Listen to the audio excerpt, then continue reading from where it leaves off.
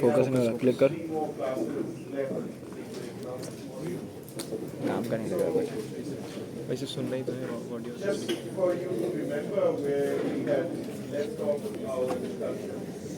नहीं भाई सुनना सुन तू इधर आ जा मैं उधर उससे क्या होगा लैपटॉप में मैं देख के भाई गांड में पड़ते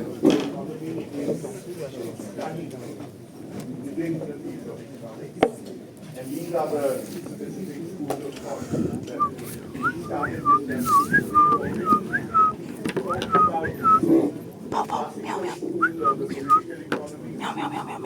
Then we went on to the neoclassical school. And finally, तेरा किस्सा छोड़ू ना तेरा हिस्सा छोड़ू ना चुप कर coming out of Karl Marx's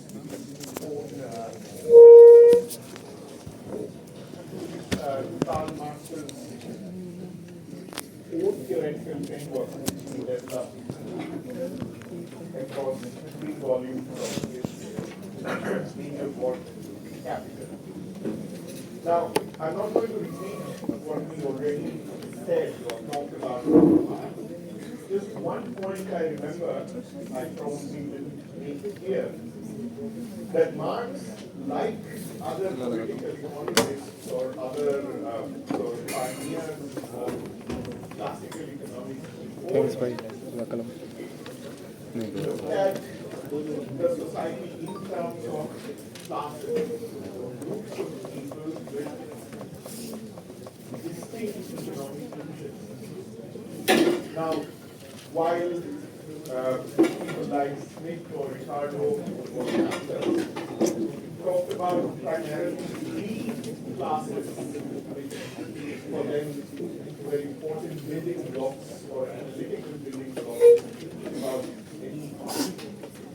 They were talking about capitalists.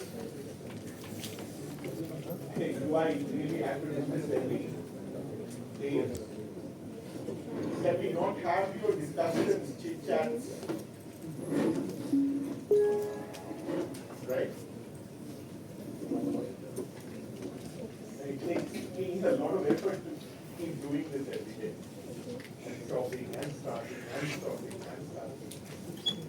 So just be adults and let me be. Whether you are interested or not, is up to you. That's entirely up to you. But I happen to know that some people are interested for whatever reason. So, as I was saying, so the idea of class or groups of people with definite economic interests that they share among members of that group was an important building block of classical economics, and Marx continued with that focus, except that in Marx's case, the 2 major classes that he focused on were also not very different from the earlier classical economists, but the basis of formulating these 2 major classes in any economy for him, the 2 major classes were capitalists and workers. Or sometimes people might use the term working class. The key basis of differentiating between these 2 classes is ownership of means of production. So the capitalists are those who were owners of means of production.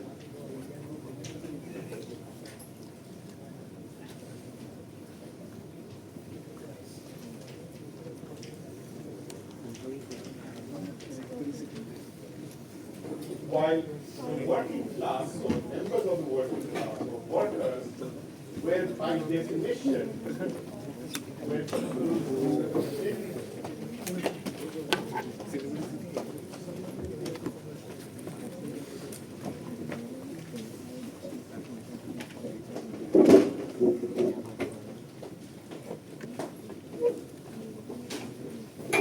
own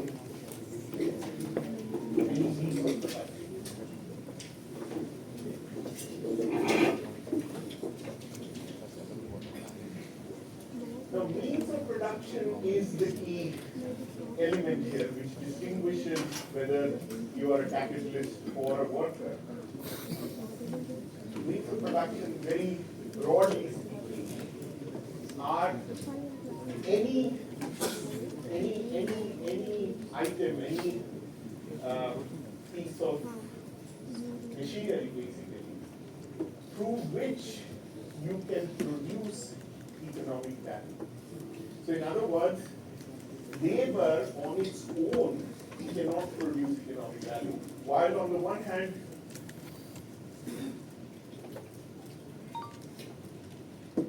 just because you're sitting in the last bench doesn't mean you get to talk.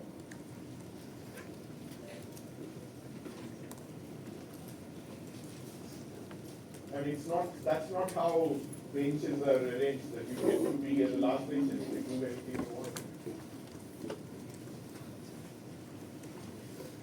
Okay, so means of production would imply any piece of machinery, any capital according to Marx, which can be combined with labor to produce economic value. So on the one hand, Marx very importantly uses the so-called labor theory of value as the guiding principle of economic valuation, where he says no value, economically speaking, can be produced without the use of labor. But it's also true, labor cannot produce value entirely on its own. It needs access to some means of production. In agriculture, land can be that means of production, the primary means of production on which labor, you work the land and you produce, you cultivate, you generate agricultural produce which has some. Right? So, for Marx, the two major classes which any society consists of, well, I think it's time that the group here, you can just leave. No, please, I insist. I think I've given you enough of it. Yeah, three of you, just leave. Please.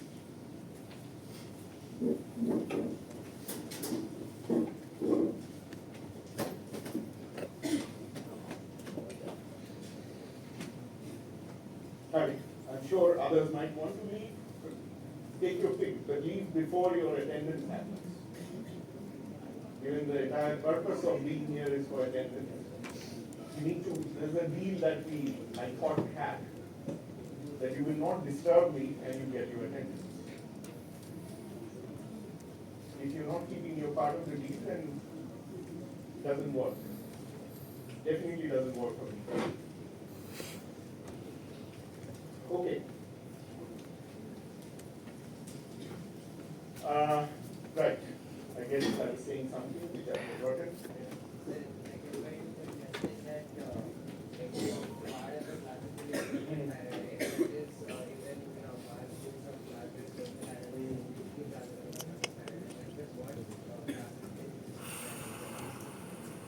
Which the classical economics. So they had basically, they also did have some understanding of capitalists, landlords, and workers.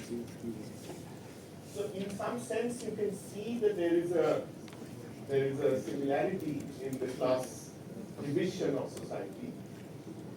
The main difference that happens, so it's not as if Marx is inventing new classes in his way of looking at things, but he focuses on, so this sort of a distinction that other classical economists had were more descriptive.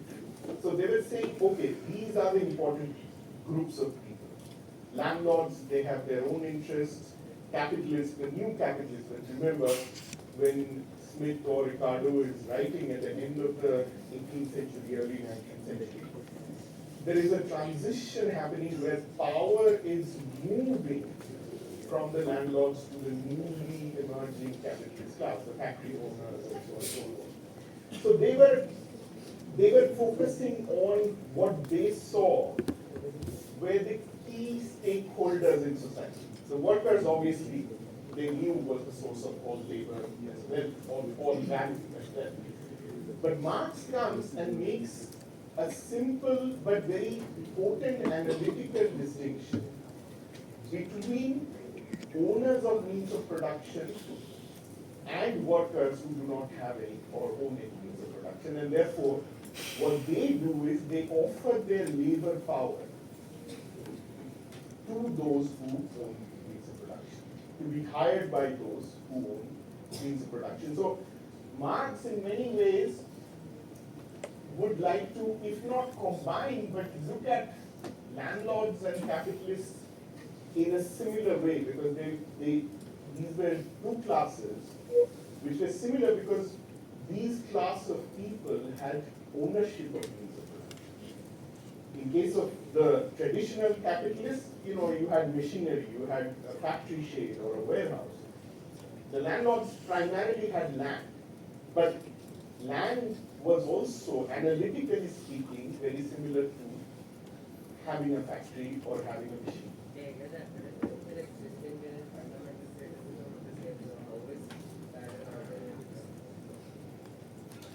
No. It's part of the classical, so the way to read it is that it's part of the classical economic paradigm. What happens within brackets should not be read.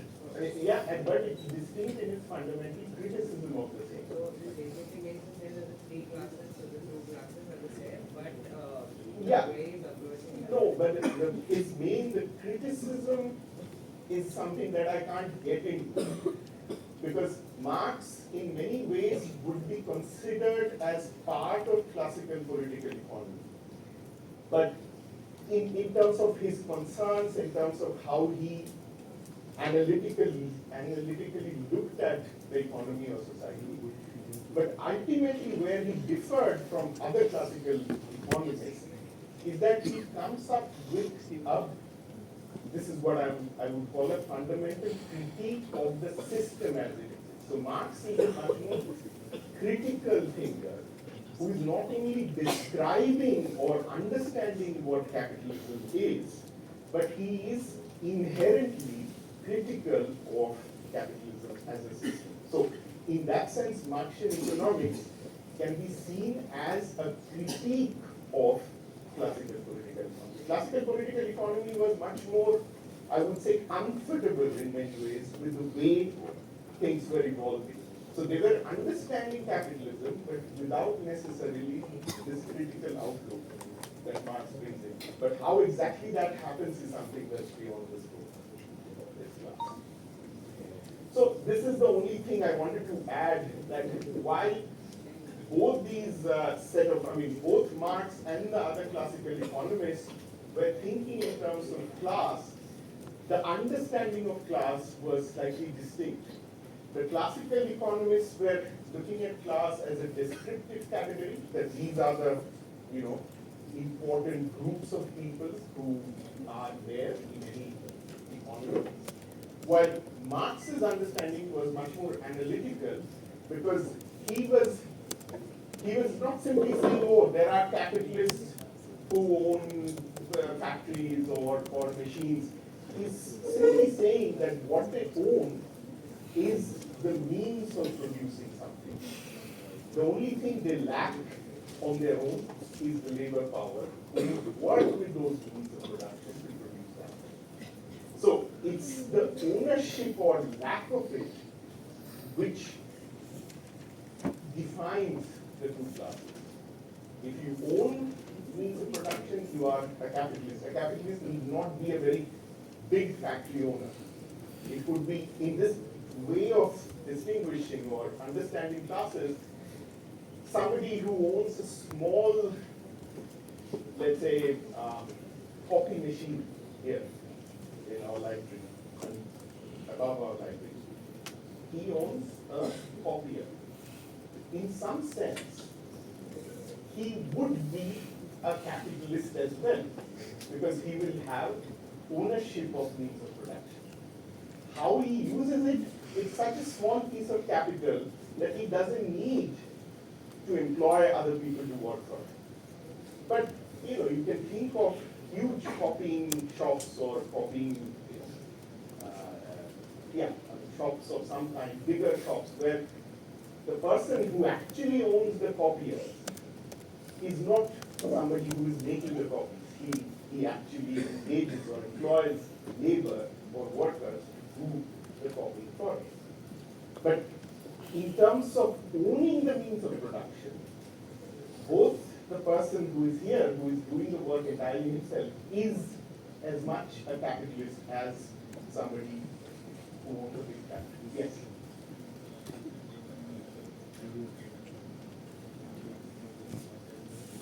Is the means of production. The tools, you might say, through which labor has to work to generate that.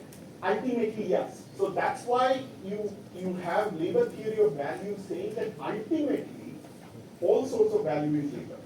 But if you, at any point in time, if labor in itself will find it difficult to create value, it needs the means of production to create value.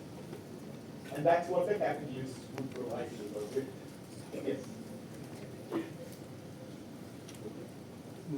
In some sense, yes. Yeah, the fertility of land might be, so you can make land gain value through labor. But land, yes. I think any natural resource is ultimately, it's an important point that he makes there. So, one makes a distinction between produced means of production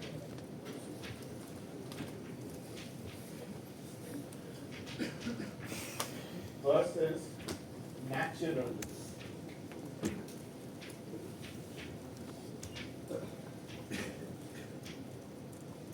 Natural means of production. So land will be the key example of a natural means of production. Most other means of production, other than natural resources, are ultimately produced by labor, eventually. Right?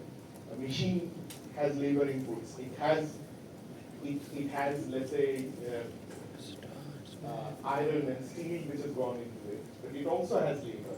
But the iron and steel in turn would have had labor which has gone into the generation of iron and steel.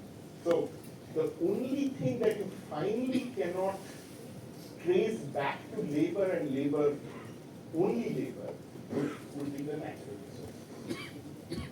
But again, remember, land as it exists versus land which is productive is often different. So it's through the use of labor. I'm not saying that no naturally existing land is not productive. Some land is already productive, but you can clearly change or enhance its productivity. Yes?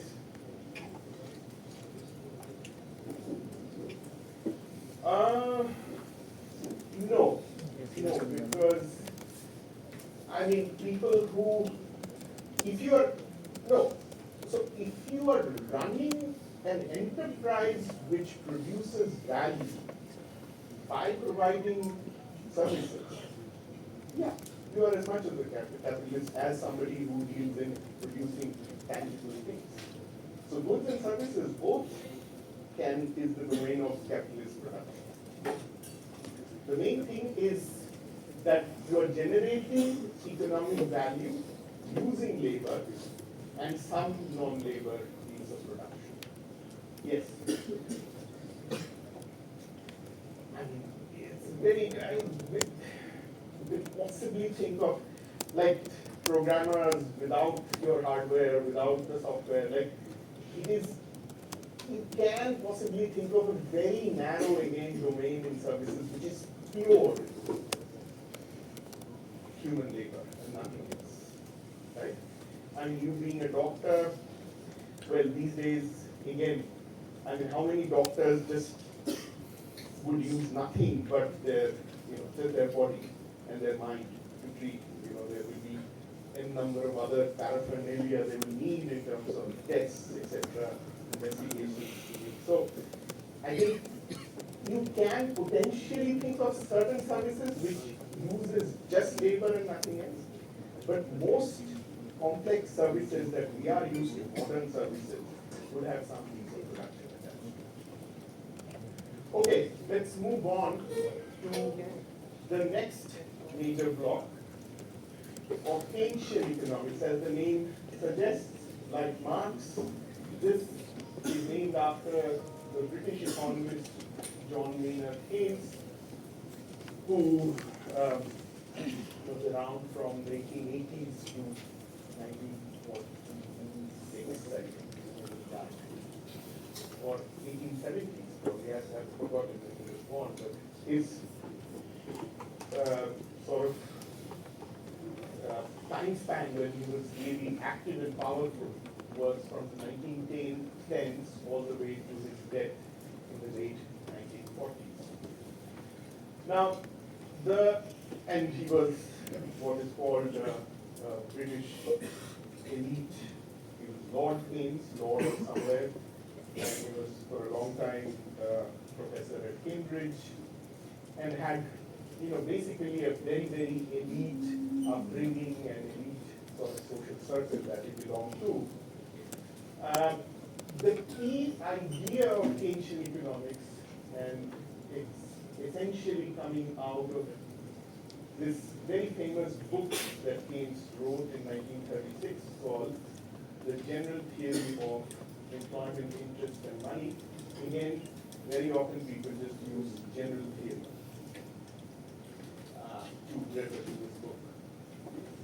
And much of the key ideas that Keynes put forward in this book comes out of his experience and his analysis of the Great Depression, which had struck the Western economies, starting from the American economy, but that spread into the Western European economies as well, from the late 1920s. You might have heard about the great crash in Wall Street, I think in 1928, I forget which the day was, when the stock market as an institution was a relatively new institution in the 1920s. It has been around in a big way for about 30 years by that time in major centers of the Western capitalist world. And this was the first time there was a major crisis starting in the stock market, but then eventually moving into the overall financial system. The banking system started failing in much of the US post 1928. So the Great Depression is generally known as the first major crisis of capitalism in the world.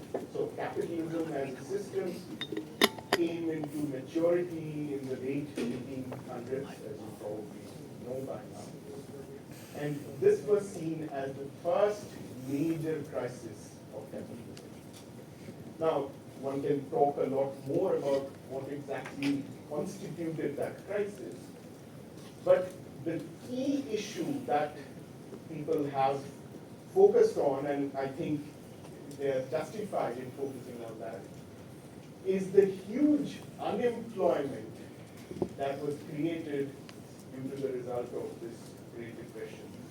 Now here we are talking again about mostly the rich world, or richer part of the world, so essentially North America and Western Europe.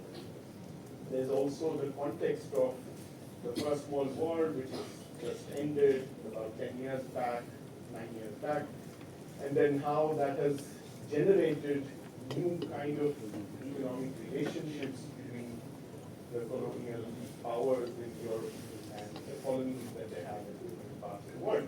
So I'm not getting into those details. The key point is that ancient economics or ancient theory, as came out of Keynes's own writings and then later developed by many other economists, has been foundational in developing the field of macroeconomics as we know it. So while microeconomics essentially is neoclassical economics, macroeconomics not essentially but largely comes out of ancient economics or can be sort of located in ancient economics. There are non-Keynesian variety of macroeconomics as well, but that came in much later. And even now, ancient macroeconomics holds a very important place in the literature on how to study the overall economy that is macroeconomics. Now, let me quickly give you some understanding of maybe some of the key points, or as I say, main tenets of Keynesian economics. That all of these come out of Keynes's own writing, but in many cases they have been developed and formalized later in the work of his followers and other people who have worked on this area. So I would say the two major core insights which come out of Keynes's work is the role of uncertainty in determining investments. How in capitalism the volume of investment plays a very important role in determining how the economy performs. And that volume of investment is fundamentally uncertain. So it's very, very difficult to predict what investment levels will be 2 years, 3 years ahead of time, because there is fundamental uncertainty. Why? Because mostly investment is a function of expectations about profit in the future. So if you think of a business person, a capitalist, who is deciding on how much she or he will invest in the coming year, coming 2 years, coming 5 years, it fundamentally depends on their perception of what the profit options are and what their perception or expectation about profit is going forward. They might expect that, with the way things are going, let's say, in 2025, with the way things are going, with Trump and the chaos around the White House, this is not a good time to invest a lot of money, let's say, in and around the Baltic, anywhere in Europe, somebody would say, that we just don't know what's going to happen in Europe in the coming few years. So let's hold off on investing. I have some business ideas, I have money, but I'm not sure about the expectation of profit given there is all this disruption that's around me and a fundamental uncertainty about how things are going to evolve in the coming couple of years. So the fact that me and many like me are withholding our investments will have implications for the system as a whole, right? And what Keynes continuously highlights is that it's very difficult to model this kind of investment behavior in terms of variables that you can predict. And that's what he calls a fundamental uncertainty. And the fact that investment can get very volatile depending on the working of this fundamental uncertainty is also then linked to the second key point, the possibility of demand deficiency arising in an economy leading to significant unemployment. In fact, at the end of the day, why do capitalists within a capitalist system, why do they hire people? Why do they generate employment? Yeah, because they want to produce something, right? So ultimately, how much they will hire will depend on their perception about what the demand situation will be going forward. How much do they want to commit to producing today based on their understanding of future demand. And if that perception of future demand is not very positive, they're not going to hire, or they might even, as we see all around us, they might cut back on employment, right?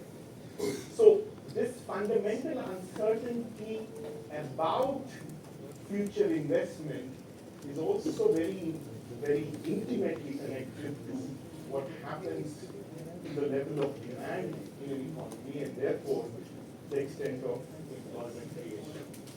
If enough employment is not created, we will end up. Now, this idea that a capitalist economy is not immune to significant amount of unemployment is something that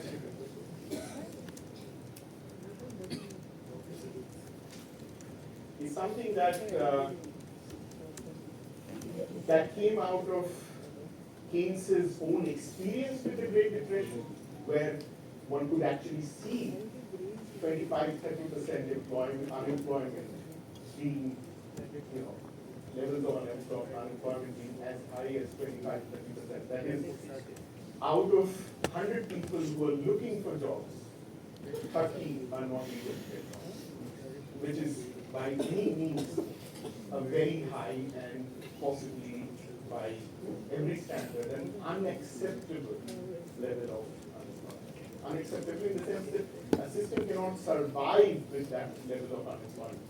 How will these people, the 30 people who are not able to get employment, how will they survive? Whose responsibility will that be? If a system is not able to provide employment to 1/3 of the total number of potential workers.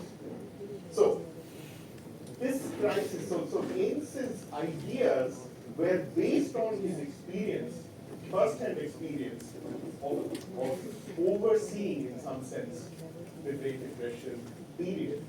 But it also had interesting theoretical insights which he had from way before the Depression. In fact, when some of these ideas were put forward before the Depression, Keynes didn't receive a lot of, I would say, there was not a lot of enthusiasm about his ideas in certain circles because the understanding at that point was that capitalism will always find its own equilibrium. In fact, that came out of Adam Smith's understanding that the market system on its own will generate an equilibrium where demand will be equated with supply.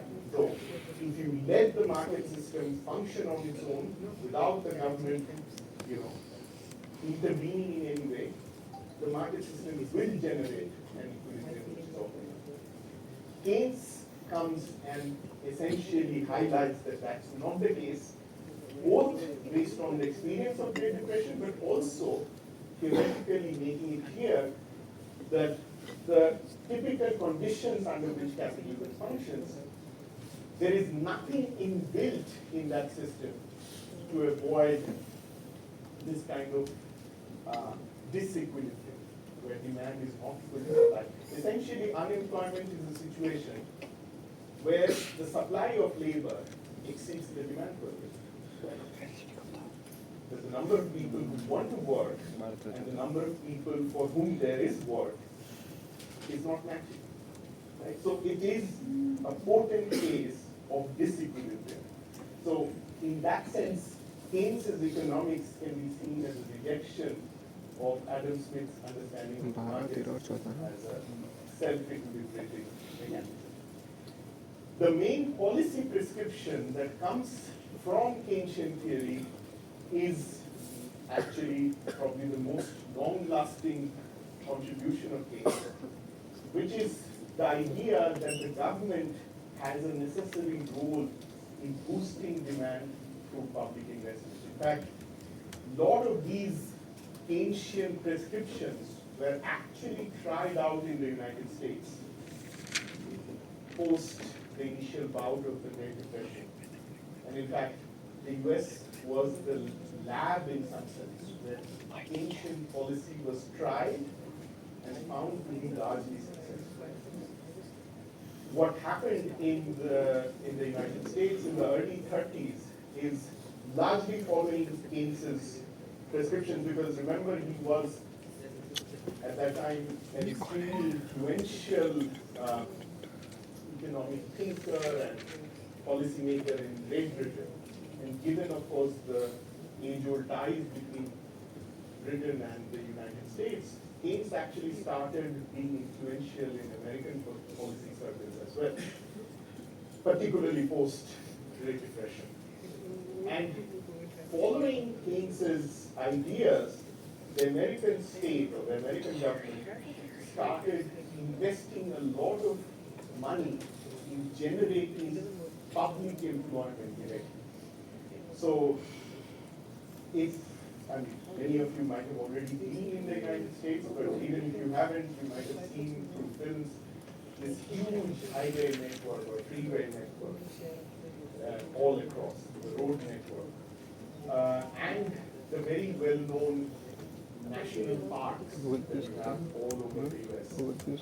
Many of these were developed on the basis of publicly employed labor.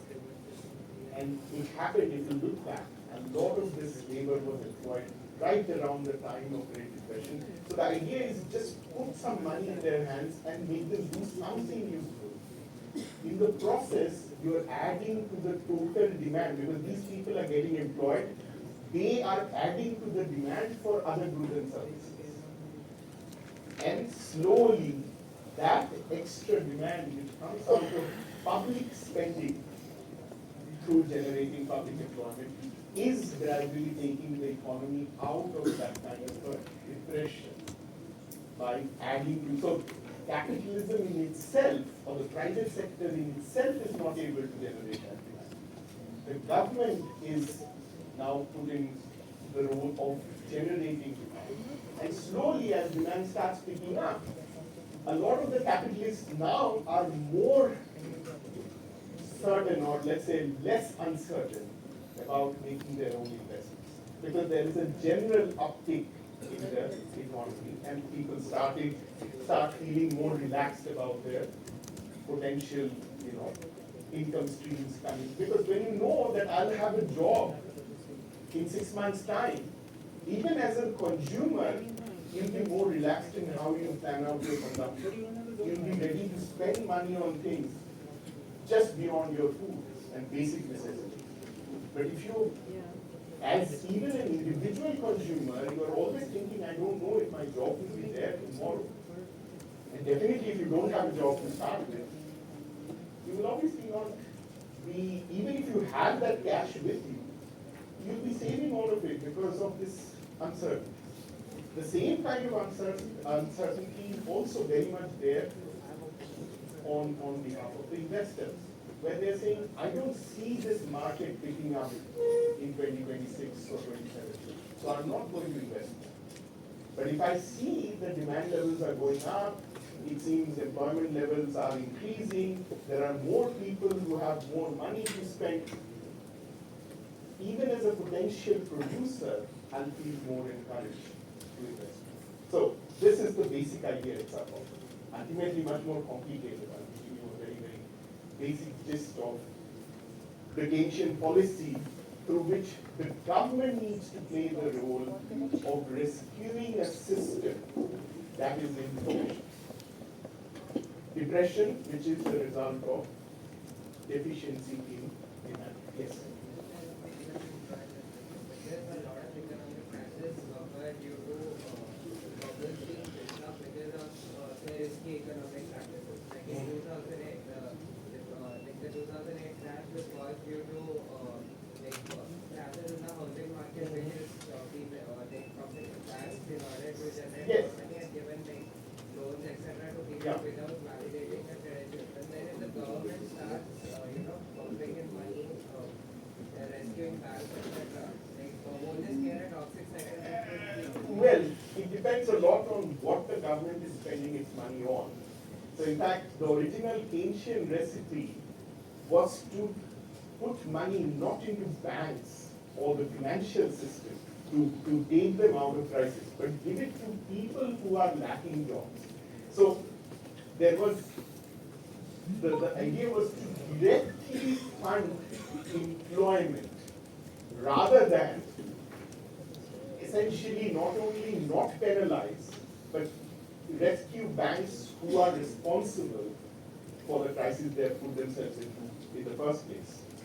So I think they, I mean, in some broad sense, both might be seen as pumping money, public money into the economy. But whether you are pumping it to rescue directly the capitalists, especially in this case the financial sector, what happened in 2008-9, versus people who are ultimately individuals, individual families, who are bearing the brunt of the crisis as it unfolds. You know, most banks and their higher officials were not, I mean, yes, their bank was failing, but most people who had major shares in banks were not necessarily in a very bad shape. To the extent that they were facing a crisis, as you rightly said, the American government mostly spent money to rescue them directly, and which I agree to a large extent may be an immediate solution out of the crisis. But you know, in the larger sense, it incentivizes the kind of reckless behavior on behalf of these corporations that started the crisis in the first place. Basically, if you say directly generate public employment, that may tide over the crisis in the time being, but if you don't save the institutions which ultimately are like, because sound financial institutions, sound banks, sound invest, So the entire regulatory framework becomes important in also understanding how a system gets into crisis. So there must have been some institutional deficit that allowed the system to continue functioning in the way it did before it was too late, right? So yes, in fact, I mean, again, this is not the space for me to talk about it. There is actually a lot of interesting detail about the kind of changes in the American financial regulatory system that also came into being post the Great Depression. But that's more of a preventive for the next round. But in order to, I mean, where Keynes comes in directly, important is to how to get the system out of that crisis in this round itself. When you're trying to fix the regulatory system, you're essentially trying to fix it so that this kind of a crisis is not repeated in the future. But now that we are in a crisis, you also need a way to take the system out of that crisis. Just, at least Keynes wouldn't have agreed that just fixing the laws or trying to implement it from this point onwards will take the system out of this kind of a sort of low spiral that it has. Yeah, so that's where that kind of a boost in demand through government funds becomes very, very. Again, I'm not saying that this has not been debated, but clearly the experience of the Great Depression gave ancient economics a lot of power and influence, because on the whole, it seems that the Keynesian formula to get an economy out of crisis seemed to have worked. And it has actually worked many other places and many other times. Yes?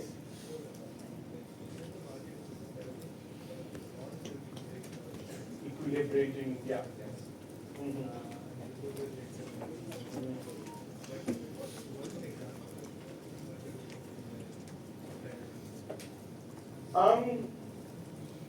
I mean, the labor market is ultimately the obvious example where, see, what, okay, let me just quickly,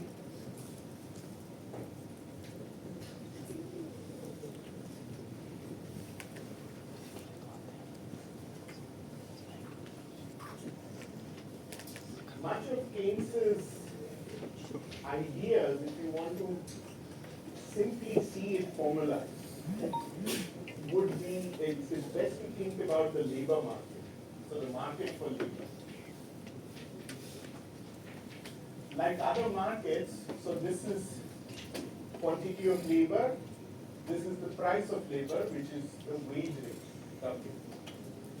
You have a downward sloping demand curve for labor and an upward sloping supply curve for labor.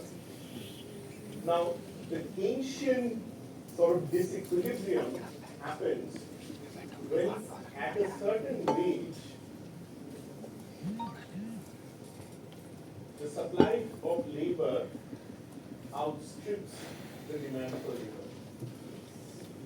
Now, in the normal working of the market, you would expect the wage rate to come down to a lower level in order to do the equilibrium or get you back to the equilibrium. What Keynes is showing in his work is that there are many reasons why in the labor market in particular, you may get stuck at a disequilibrium level of wage where supply is greater than demand, and the market in itself is not able to equilibrate by bringing down the wage rate, mainly because there are two main reasons he talks about. One is in developed capitalism, the role of trade unions, that they will not allow wage rates to go below a certain minimum. And the second, which is related, is that wage might already be so low that below that it becomes difficult for workers to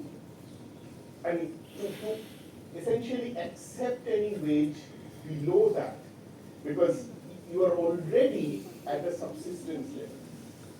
I mean, there are other implications here, but I'm basically, this is the perfect case where if for some reason the system gets stuck at this point, at this level of wage, where demand for labor is lower than the supply of labor. This is a case of disequilibrium, which doesn't seem to solve itself. That is, the market is not able to solve this disequilibrium and take it back to equilibrium. Yeah. So essentially what the government is doing is trying to increase the demand for labor to match at some point the supply that's there. Now the key question is, of course, why doesn't the wage come down? And I've just quickly given you the two ideas, but they need to be developed further. So I think. Okay. Institutional economics. This is an area or a school of economic thought that gives precedence on social norms or institutions in determining economic outcomes.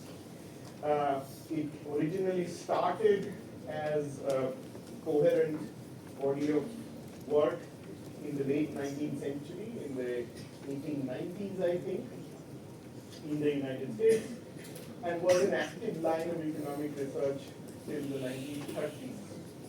And you might have heard of at least this gentleman, Thorstein Veblen, as a major contributor of this line of work. Somebody else, again, you may or may not have heard of, John Commons. Now, so this is a line of economics, or this is an approach towards economics, where the way an economy functions, or the level at which an economy functions, that is, what happens to the key economic variables or the key economic outcomes, is sought to be explained in terms of the social norms or institutions that are at place. Now, institutions can be defined in a very, very broad sense. I mean, it would mean actually existing institutions like IIIT is an institution, or the government of Telangana is an institution, so there's something tangible. But the market is an institution. The institution of private property rights can be seen as a very, very important institution in determining how economic outcomes evolve over time. Now, again, I'm just giving you a very, very early encapsulated version of what this line of economics was trying to emphasize. But the criticism that came from mainly new classical economists is that this kind of economics or economic research lacked analytical rigor. And there was a lot of descriptive material. So people were, for example, an institutional economics account of the Great Depression will get into a lot of detail about what happened, how did the banks fail. So, why did it happen in terms of the description of the events, which you see a lot more in economic history, for example, or history in general. Now, not a lot of this research was formalized or was expressed in terms of formal models. And that became a bone of contention because by that time economics was thinking of itself as a science which should be looking at the economy in more formal mathematical terms. And this line of economic thinking was not very amenable to that. So that is one of the reasons why post the 1930s there was this area of research was largely subhuman, was marginalized until in the 1980s there was a resurgence of institutional economics under the name of new institutional economics. And the work of particularly Joseph Stiglitz is worth talking about. And later he got the Nobel Prize in the 2000s, sometimes I'm forgetting when. Where the structure of neoclassical economics, so in other words, some of the formalization that was used in neoclassical economics was modified to account for institutional factors, which in turn impacted economic transactions. So the main focus in terms of institutions, and I've already talked about it once, at least mentioned, that private property rights was seen as the key economic institution which mattered to explain economic outcomes. In other words, the basic idea was that if the institution of private property rights was well entrenched in a society, it had percolated into all corners of a society, that society is likely to perform better. Because private property rights as an institution enabled economic transaction or enabled smoother economic transaction. And institution here is defined in a very broad sense, as I will say. It's defined as essentially the rules of the game or the rules that regulate economic exchange through the market system. So one can think of many, many kinds of institutions. Some of those institutions are, as I said, physically existing institutions, but some of them can be just social norms or practices which either help or deter economic transactions. Right? Again, there is a huge literature on this, quite interesting if anybody interested. A lot of data work, computational work has been done to test if institution A is better than institution B in determining economic outcomes, or is institution or set of institutions under a certain package better performing in terms of economic outcomes than another set of institutions under B. So there's been debates about capitalist institutions as a whole against socialist institutions. So, does essentially the question then becomes, does socialism lead to, or so-called socialism lead to better economic outcomes than capitalism? A lot of it is not very meaningful, but still, this is a very active line of research even now under the new institutional economics monitor, not the older one where the word was, as I said, much more descriptive and therefore was rejected by Congress. The last one is behavioral economics.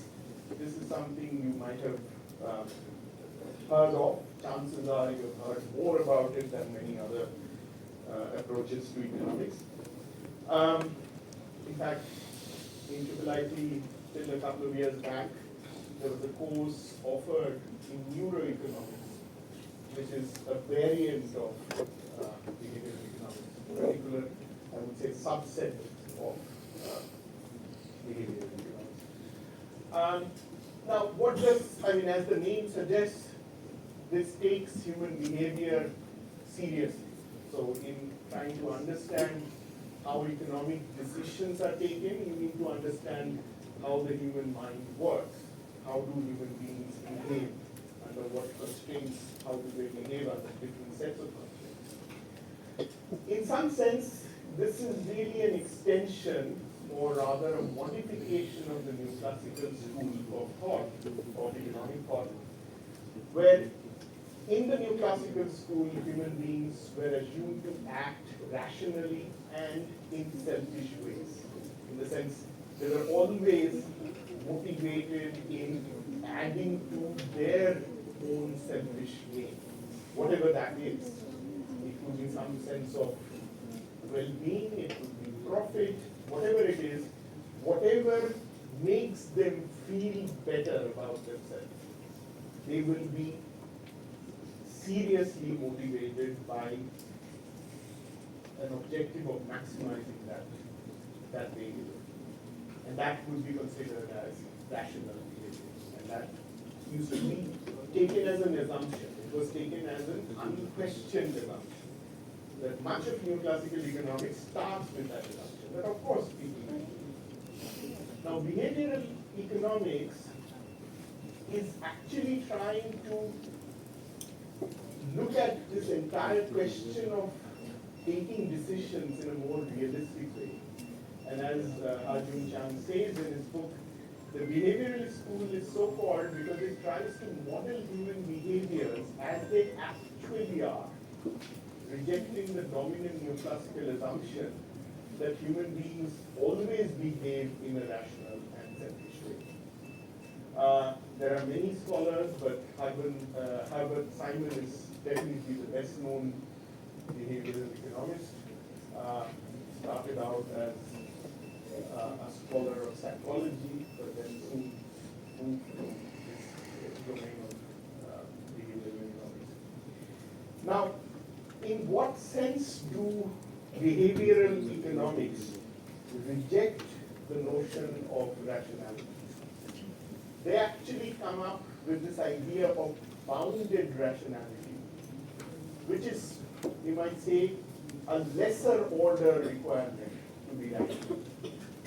So it's in a way relaxing the assumption with which you would start building a new classical economy. Okay? And according to bounded rationality, you are thinking of rational decision making within the limits of information deficiency and computational constraints faced by the human mind. So the idea that the human mind is like some of the best equipped computers, where it will immediately be able to compute the optimal point of consumption or optimal point of production by solving a multi-dimensional constraint optimization problem, right, is pretty much what neoclassical economics would impose on individual behavior. Here, they are allowing you to not stick to that kind of a very, very narrow and very, I would say, demanding understanding of rationality.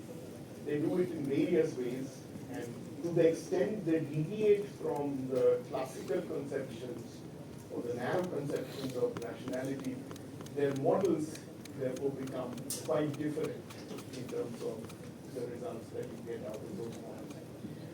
More recently, behavioral economics has extended to experimental verification of human behavioral patterns. And there is this idea of randomized controlled trials that I'll quickly talk about here. I don't know if you have heard of Abhijit Banerjee's name, the more recent Nobel laureate in economics who has an Indian connection. So Banerjee, who is a professor at MIT, is one of the pioneers of this idea of randomized controlled trials. The basic understanding is quite simple, and in a way it has been practiced in biological or medical sciences for much longer, right? How do you test the efficacy of a particular medicine on a patient? Right? How do you do it? You obviously treat the patient with that medicine.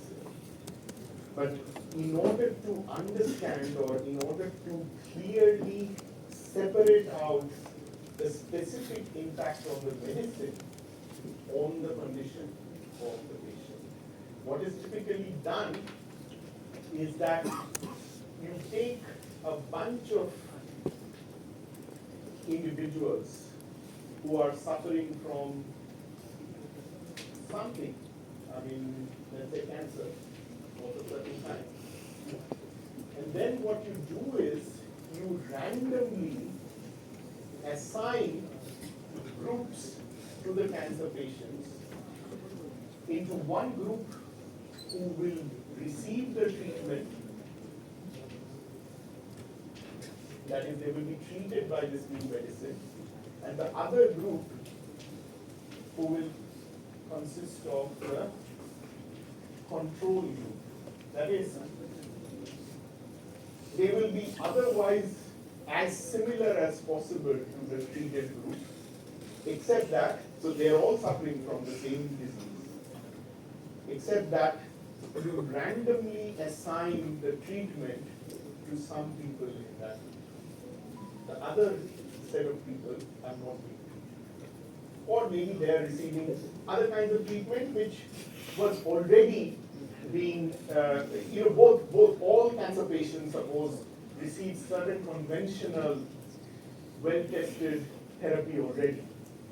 But over and above that, the new medicine, whichever has been developed, is being given to one group and is not being given to the other group.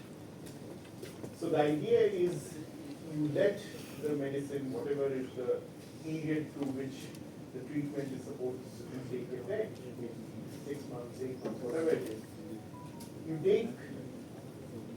You have results on certain parameters, certain cancer parameters, let's say, before the treatment starts, and then 6 months, 8 months after the treatment has continued. And then you compare what has happened to that particular metric for the treated group versus the control group, in order to see if there is a statistically,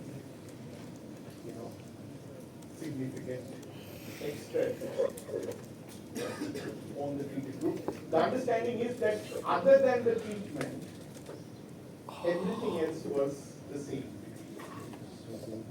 So the difference that you actually see is can be entirely attributed to the treatment.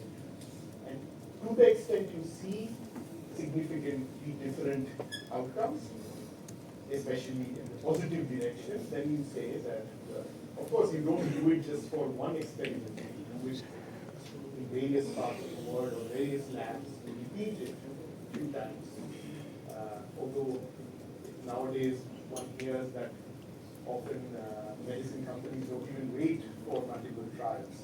As soon as they see some effect in one initial trial, they say, okay, let's just release it.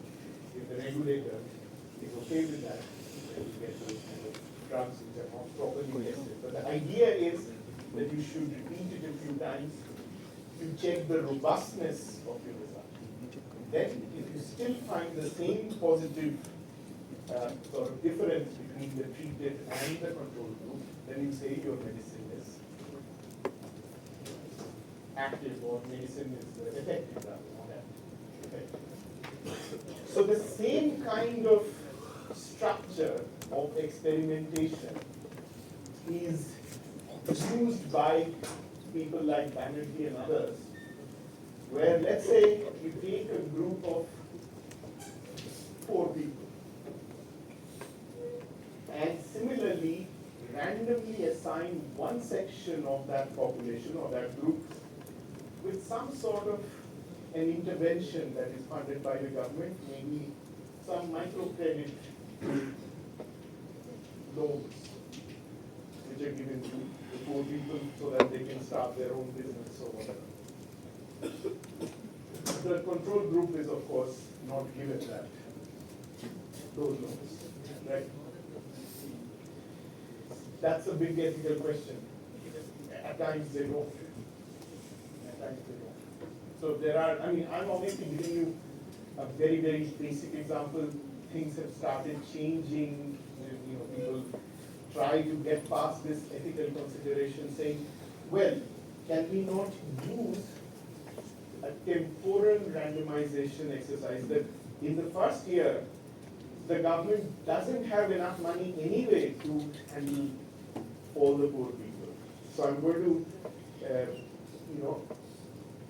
to implement this program gradually over 2 years, 3 years.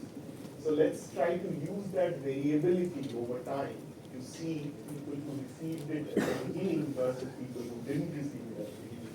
Is there any difference? Okay. So why or how does it connect to behavioral economics? Because behind this experimental setup is a potential theory of, unlike the medicine, where the body is a passive recipient, in a social or economic context, whatever intervention is made, you do expect the individuals who are in this treatment group to undergo certain behavioral changes through that. If new money comes in as a loan, what do you do with it? You just eat it up because it's just extra cash which has come, or do you use it to actually start a business? Because it's not possible for the funding agency to track you every day, right? So ultimately, there is a whole behavioral sort of game that's going on behind the scenes when such experiments are conceived. I'm not saying I'm a big fan of such experimentation, but this is what happens. It happens more and more frequently because, in some sense, this kind of analysis is seen as a very effective way of checking if a certain kind of policy will work or not. So, if it has worked in a small neighborhood in Hyderabad, and you have seen that the people who received microcredit did much better, then maybe we can scale it up to the entire state or beyond the state. So that's the entire logic, that this is a scientific way of determining what works and what doesn't work. Right? Okay. I guess as far as this schools of thought question is concerned, I am done. I know I have 10 minutes, so I want to make use of it to just get started with the next register file भी दिक्कत है anyway, I'm actually quite a bit classes, so let me get started. So this will be a lecture on economic measures, the different economic variables that are used in economic analysis. What do those variables mean? What do they cover? What do they don't cover? And things like that. So it's a very basic level discussion. These readings will be uploaded. So I'll start with probably the best known or most frequently used economic variable, which is the GDP, or the gross domestic product. And you may or may not even know that it's the most important variable that we use all the time, because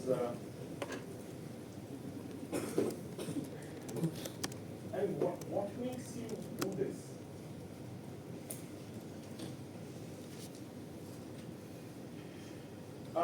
Okay. So you probably don't even realize where GDP is used at times. Even in the discussion on what's happening to the stock market, I don't know if many of you have been following it, the Indian stock market, and actually most major global markets are not doing very well in the last few months, but particularly the last couple of weeks, things have become really bad, right? The Sensex has been dropping. Now, if you read anything, a newspaper article, listen to somebody talking about it on the TV or some website, invariably they'll talk about the GDP growth is this, but then why isn't the stock market reflecting it, etc., etc. The GDP, the growth rate of GDP is what we call economic growth. Yeah, at the back, I great joke that you were sharing between the two of you. But just give it 5 more minutes. Yeah.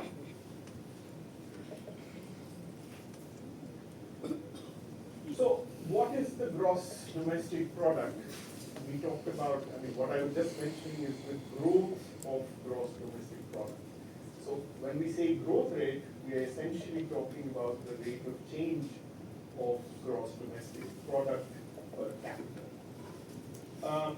Now, in order to get to the growth, the first thing we want to talk about is the gross domestic product itself.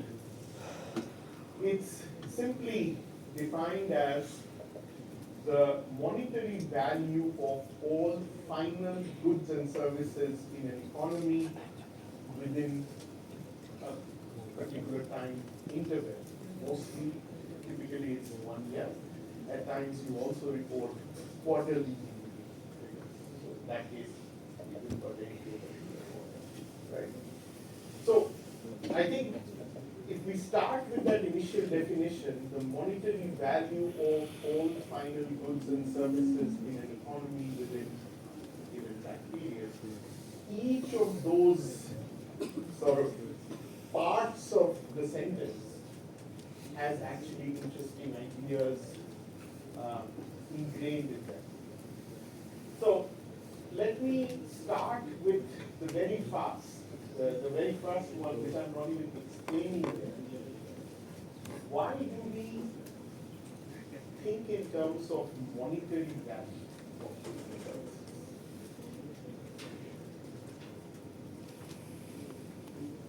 Why can't we, like, how much? No, but goods and services, tons of steam, nothing. So you have actually hit on the point finally, that is that you can't add apples and oranges, right? I mean, the economy will produce various kinds of things, so you can't aggregate across those different things unless you use a value metric. That's the main reason why the monetary valuation comes into play here. Okay, no, I think the final goods and services, I'll wait for the next class.